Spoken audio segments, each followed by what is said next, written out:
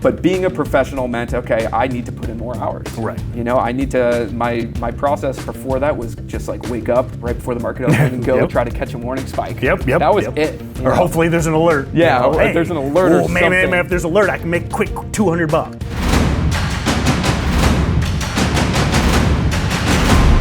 Tell me about that study period where, again, you're studying 18 hours a day so bad, like your eyes went bad or something. It did, yeah. No, so take me, and now the reason I want to go back there is, well, this ain't easy, okay? And if you think it's easy, pursue something else. Pursue basket weaving or something, okay? So tell me about that kind of basket grind. weaving is probably hard. Well, there you go. It probably is. No, but it was. You know what? I saw a speech from LX21 from Greg. Yep. And it was at one of Tim's conferences, and he was talking about being a professional. Yep. That's what it was.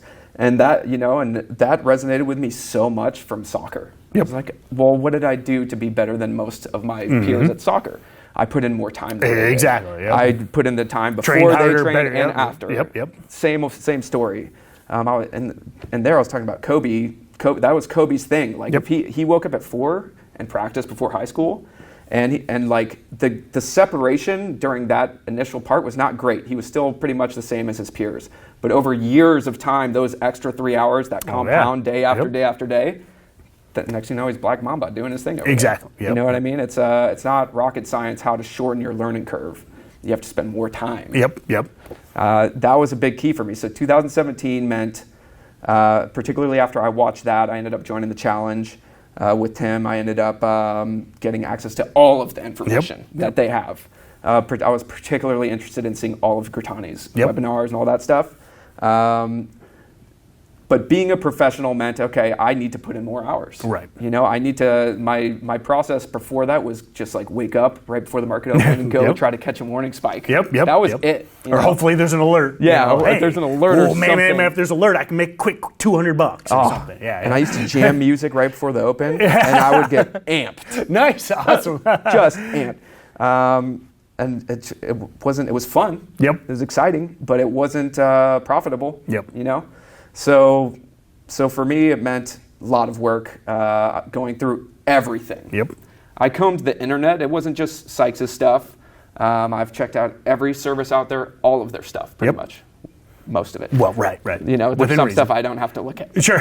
but I combed everything I could find, and a lot of it, obviously, I was spinning my wheels. There's a lot of info that wasn't necessarily applicable to what I do. Sure. But it's info. It's in the bank. It's in my knowledge bank. And I just got into the habit of being up at like 3:30 or 4. Yep.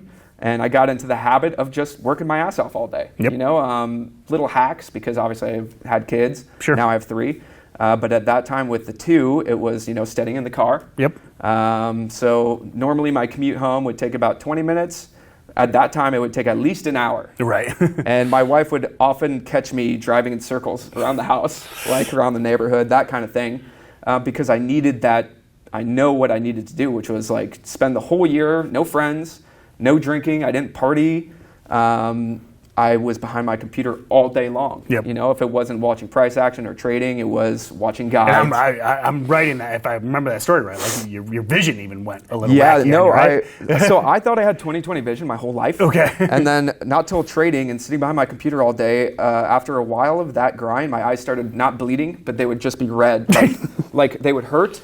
Let's go with the bleeding. That sounds cool. No, I mean they were like explosive bleeding. Yeah, no, they weren't explosively bleeding, but there was no white to my eye, and it looked like I had full-blown pink eye in both eyes, really bad case of it. So I had to go to the eye doctor, who said, "Yeah, you're just sitting there too long behind your computer, staring with your." He goes, "You need to blink." Right.